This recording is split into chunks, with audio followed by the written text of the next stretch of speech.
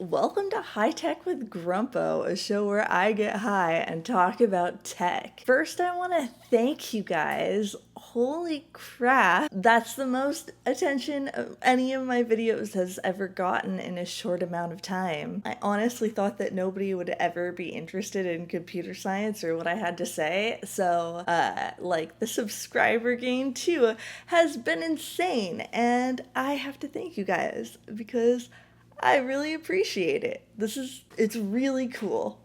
I'm used to shouting into the void, and it feels less voidy. I got several requests in the comments of my last video, so I have a bunch of new stuff coming up. So if you're interested, I think Two Generals Problem is one of them, and there are a few others. I don't know why I'm blanking right now. But if you're interested, feel free to like and subscribe, and you'll see those. Also, if you have a request, comment any computer stuff, security stuff, maybe network stuff that you want to see, leave it down below. Any questions you have, and we can do it. I can add it to the list. So the first video on the list is a question that I saw. Either I had people commenting on my comments on other people's videos, or I had people comment on my video. How did lolcow know that Creepshow Art was the one behind the post if IP addresses aren't identifying? And that's a great question. In my last video, I mentioned that DHCP leases last a really long time. It's configurable by a really long time. I'm at a couple of weeks, as opposed to in the olden days when you'd get a new DHCP lease every time you got online. So with this added context, the question really does become, how did lolcow track Creepshow Art, and how can they prove it was her? To get into that, I had to start looking at lolcow. So I did, and I screen recorded it the entire time. So we're gonna just get into it. Oh, by the way, Instagram and Twitter, Elf Grumpo. Why Elf? It's like a really long story and we don't have time for that. But if you leave it in the comments below, maybe I'll make a video addressing it someday. Okay, let's go. So this site analysis took place over a couple of days, and I may have done some questionable things to get to the conclusions that I got to, but let's just take this step by step, shall we? I'm going to take you through all of it, everything I did, because I screen recorded it all. So let's get into it. Real quick before we go any further, because this is an identity bridging problem, I first want to talk about identity bridging. Identity bridging is the process of collecting multiple resources that are linked either to each other or to a person to determine that person's identity. Now, I can tell you that when I was working in fraud, I was on a team of 7 people, most of whom had PhDs, most of whom studied fraud, and we were very intense. I know that Twitter has an extremely large identity bridging team with some of the best in the business. A lot of large and small companies have identity bridging teams. Identity bridging is not an easy problem. People are always going to try to get around what you've connected them to. And as someone who did research fraud and did research security, I could tell you that part of that is thinking like the enemy, thinking like the fraudsters, and thinking of how you would get around certain security precautions. So some of the things that had already been listed, well, I guess there were 3 things: MAC address, IP address, and cookies. MAC address would be okay if people didn't sell their devices and exchange devices. IP address would be okay, but the person can't be idle on the site for more than 14 days. Cookies, however, in your browser, they do have a set TTL or time to live, but I believe you can have that either be really long or potentially indefinite. So those were the things mentioned. Now, how would we tie it to a person? Either a known email address or a social media account, or she used her name. Those are all examples of ways that you can tie it to a person. Or if she went out and said, hey, by the way, I posted these things. Phone number is another one. So there you go. A third one is an account. If you can create an account on a site, they typically use that to track you. Databases are a critical part of web apps. So on a site where you have an account, say YouTube, when you sign into YouTube, they show you your subscriptions, your notifications, and content recommended for you. All of this is stored in databases, and all of this is associated with your account ID or user ID. The interesting thing about lolfarm, though, is that you don't create an account on this site. You just post things. So knowing that,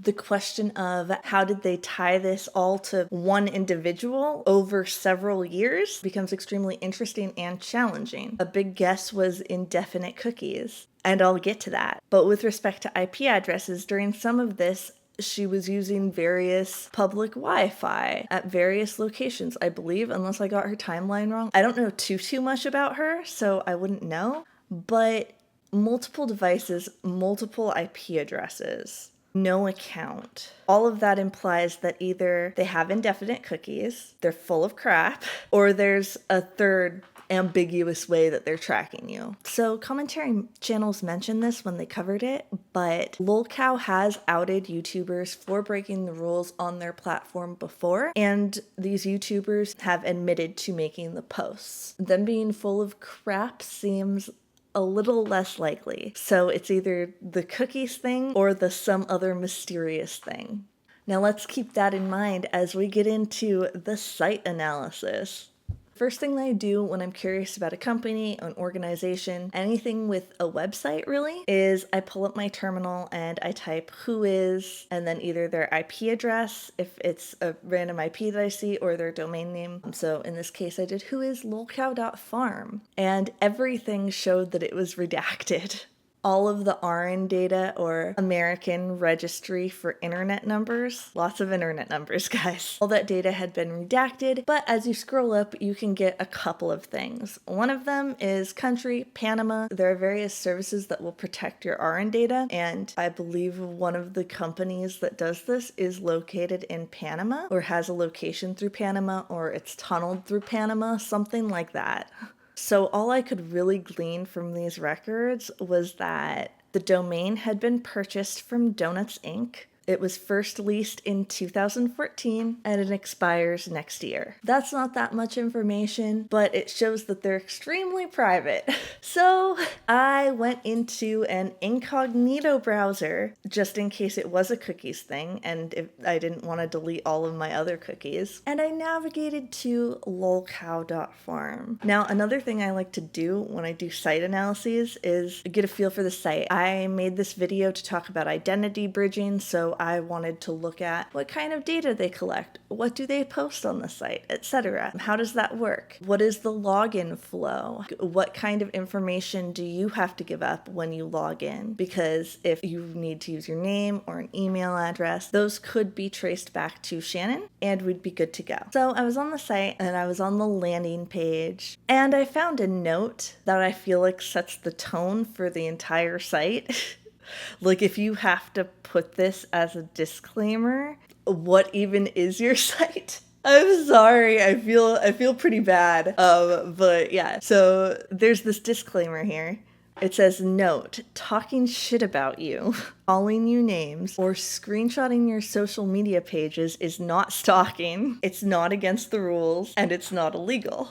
Just right at the top there, you have to put that. So I knew I was in for a treat, at least. So I went to, I believe it's Meta, a link that said Meta or something like that. I wanted to get a feel for the site and again see what sort of information I would have to give this site in order to use it. I was gonna cut this part out because it makes me look bad. I'm not proud of this, but I'm an incredibly curious person, and sometimes my curiosity can get the better of me. I may or may not have applied for a sysadmin job there. There was a link. It was directly under the make a post button. I was going to make a post and I wanted to know more because I was really curious at this point. So I briefly applied to be a sysadmin there. They actually reached out to me and they were super nice, which is why I feel bad about this. But to get a feel for what the admins do, I asked, what are the responsibilities, what's the time commitment, etc. It turns out that there's only one sysadmin right now. This would be the second sysadmin. So remember when I said that companies, even smaller companies smaller than Twitter, the company that I was at was smaller than Twitter at the time, when I was doing fraud, or not committing fraud, but like researching fraud. And there were 7 of us working on identity bridging. There's only one person who does identity bridging, apparently. It's a really tough problem. So that was really interesting because this person is responsible for keeping the site up, reliability, performance, making sure the site is fast enough, scalability, making sure the site can handle more people as it grows. And a lot of sites, that's what they do, they grow. Especially now that lolcow has gotten all of this press, really, from Creepshow Art. They're probably growing quite a bit. So you have one person who's doing all of that, and I was on lolcow earlier today looking over it, and the site went down. They had an outage. So this individual was taking care of this outage. This individual is likely the person who takes care of all of the outages, and they do a 7-person job that the 7 people aren't very good at. That seems too good to be true, really. Like that person, like, I don't know if that site generates revenue. In order for a site to fall under the California Privacy Act, they have to be generating over $20 million, I believe, in revenue, or get their revenue from selling data. And since the site is like mostly anonymous, there's not that much data that it could sell. So this person has to be making money somehow, or selling questionable data, which I'll get into. They're responsible for keeping the site up, and they do identity bridging, which not even 7 people could do well. So let's keep this in mind. All of this is important, I swear.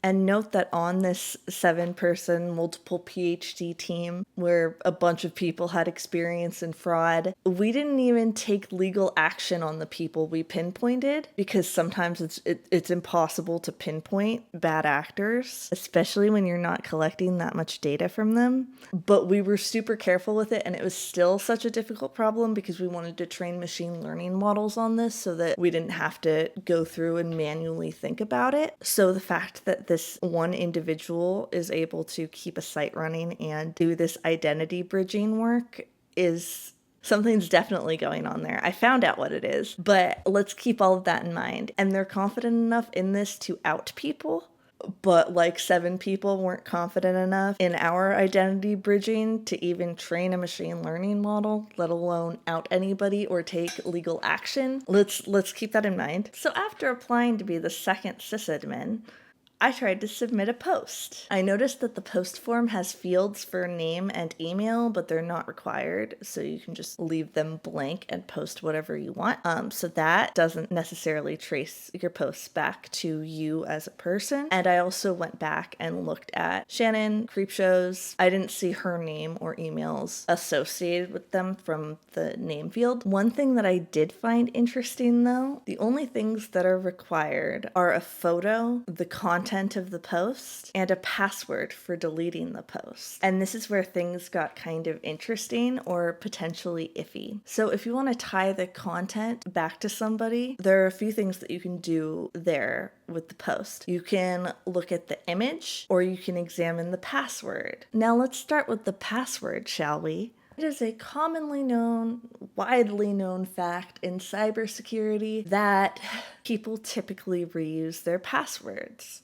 People actually reuse their passwords more than they think they do. A lot of people will reuse 1 to 3 passwords depending on the different requirements for the password from the particular site that that password is for. And then they'll have variations on those passwords. Or maybe those passwords are all variations of each other. I know I was guilty of doing this before I started working in security. You can actually link all of these passwords to one another relatively easily. The most common variations of a password are tacking on a number at the end of it, typically a year or a date, which narrows down the amount of guesses that you have to make to guess the password successfully. Another variation is replacing a letter in a word with a symbol or a digit, which narrows down the guesses even further, and then you can experiment with tacking things onto that. As long as you have one password, you can guess the rest if they're variations of each other very easily. And it's possible that Creepshow could have varied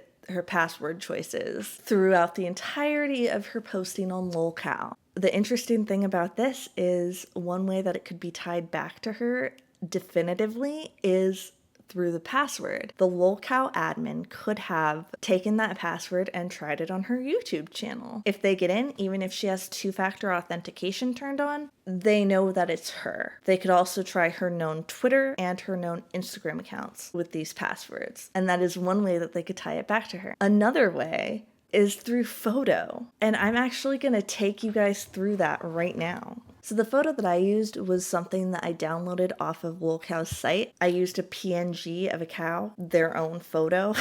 And PNGs don't actually have that much data. In case you were unaware, photos have something called EXIF data, which is metadata of the photo that'll tell you a little bit more about like when it was taken, etc. .png files don't have EXIF data, but photos that you take with your phone camera or something actually do. We're gonna go through an exercise right now, actually. I'm gonna record my screen and I'm gonna show you guys examples of EXIF data on photos. Okay, so I have my downloaded PNG file here, and how you do this on Macs is pretty simple. Go up to Tools, Show Inspector, and then you can see all of this metadata about the photo. So we have the general info section. Its name is download.png. File size, creation date. I suppose creation date is the date I ripped it from the site. Size, color, etc. Then we can click on the More Info tab, where we have color, depth, height, etc., profile name, and then the PNG data.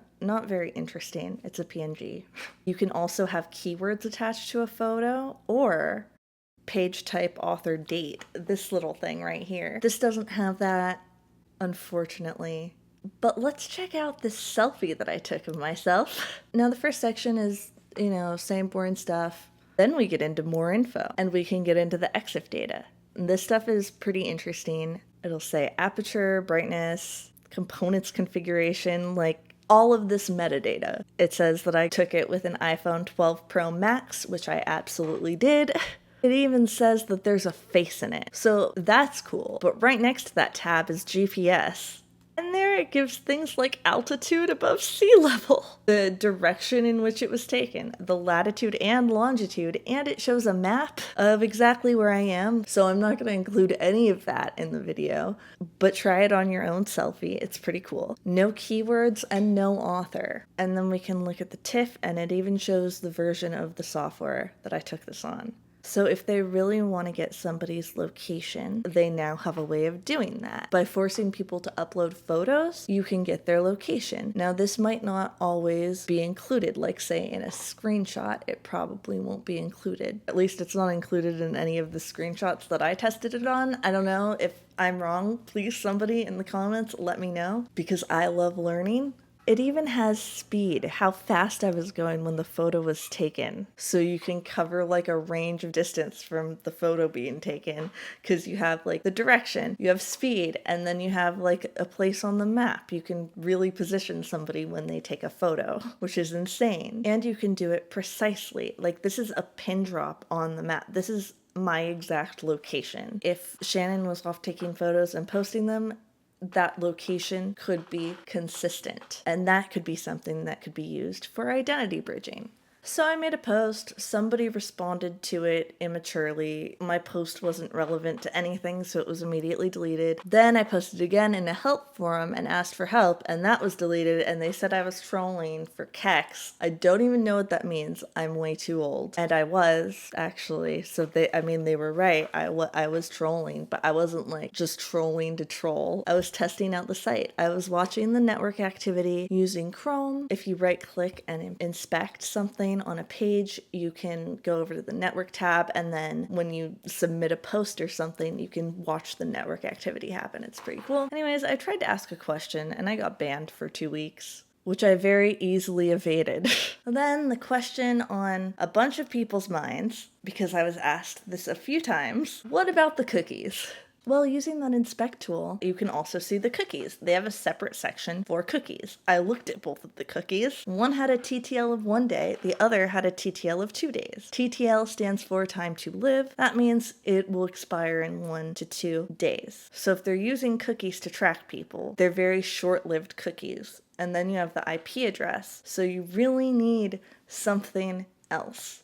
A little something extra. Could it be passwords? Could it be GPS coordinates from photos? The reason you need this is because if Shannon's inactive for 14 days, since 1 and 2 are smaller than 14, like, you can't bridge her. So is it passwords or photos? Or is it something else? Now, I find things like this really interesting, so I didn't let up. There is another section in local storage, and they're storing something called password. It's in a field called password. Now, I'm not a front end, and I'm also not a Chrome developer, so somebody please let me know if I'm wrong, but if you store something in the field password, does that get treated like a password in Chrome? Because those are things that are protected, that don't get deleted, that you get from sites, unlike cookies, which can either expire or you can manually delete them. But this was in a field called password. Fun fact, I closed my incognito window, opened another one, went to lolcow.farm, and lo and behold, the value in the local storage password field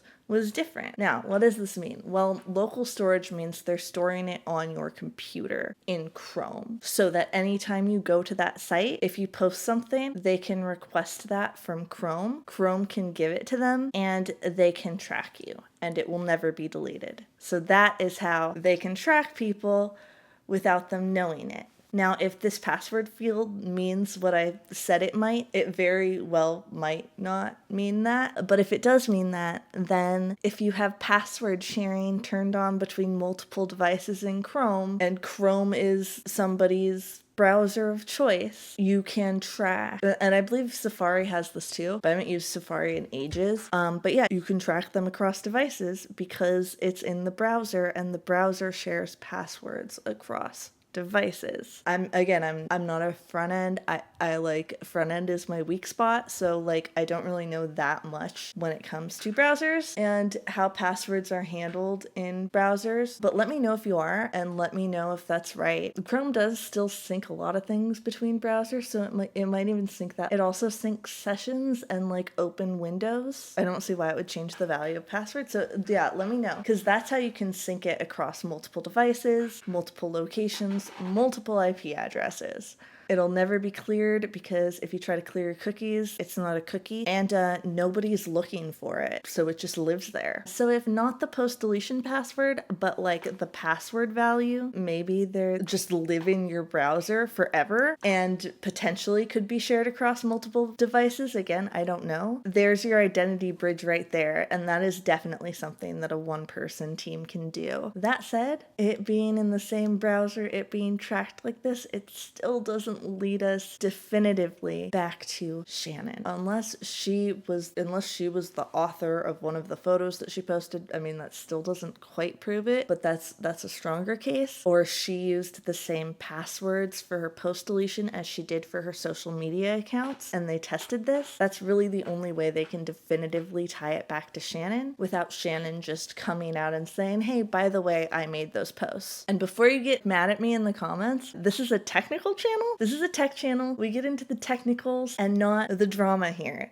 The technicals are related to the drama, but we're not getting into the drama here. There are plenty of channels who do that way better than I ever could. So I'm gonna stay in my lane. That does not mean that I think Shannon didn't do it. Whether or not I think Shannon did it really doesn't matter, and it's off topic. Besides, I'd rather spend what time left I have in this video talking about lolcow. Most people are saying that lolcow is a toxic forum, but they're on the side of lolcow because Shannon lied to all of us, and they exposed her, and they had every right to expose her because she broke the rules. This is where I am going to give my opinion, but it's more of an opinion about the company and data privacy. Personally, I think that the idea of revoking anyone's anonymity for the sake of you thought you could outsmart me is deplorable. I think that regardless of what they posted about anonymously, if they posted something about harming someone or something, then go to the police. You don't have to make this a super public thing. I think we're all entitled to privacy to an extent. And for me personally, this kind of crosses a line. I'm of the opinion that what happens between you and the internet should stay between you and the internet, you and your web browser, and be protected by whoever stores your data and not just exposed. And I also think that making it everyone's business was irresponsible on lolcow's part. Like I said, they have nothing to definitively tie it to Shannon unless she either told them at some point that she was Shannon, or they used one of those passwords for post deletion in one of her accounts, which is still not okay. That means that by exposing her, they either definitively exposed her, definitively knew what they were doing, so therefore they had hacked one of her accounts using a password that she gave them that's similar to her other accounts, or they took a gamble and said it was her without definitive evidence. Now, like, a lot of people have opinions on, like, whether the circumstantial evidence is enough, but if I were the one taking that risk, I know that that would be opening me up to a lawsuit. I say she definitely did this, and then I can't definitively prove that it was her. She can sue me for defamation. She's lost 60,000 subscribers at the time of filming this, so she can very easily prove damages because the admin very obviously outed her and her career has taken a turn at this point. If it were me, I would not take that risk because a big lawsuit, YouTuber money. I know I couldn't afford somebody losing 60,000 subscribers. I suppose my point is that lolcow exposed her. It was either definitive or not. And either way, it's bad. The definitive way, they hack somebody, bad. The non-definitive way, they open themselves up to slander, bad. So can we say for sure whether Shannon did anything wrong? As spectators, we may actually never know. It sounds like there have been some behind-the-scenes talks. People have come out with their opinion, but we don't have evidence, and lolcow doesn't really either. One thing I can say is that lolcow has questionable at best morals, and I would discourage anybody from using them. Okay, now I've given you the information. If Drummondary channels want to use it, they can use it, and they can form the opinions because they are much better than I am at doing so. They're professional opinion formers. I'm a professional software engineer. We all just do our part. Either way, best of luck to everybody involved because this is a mess. Now go home. Especially you, lolcow. Go home. Grumpo out.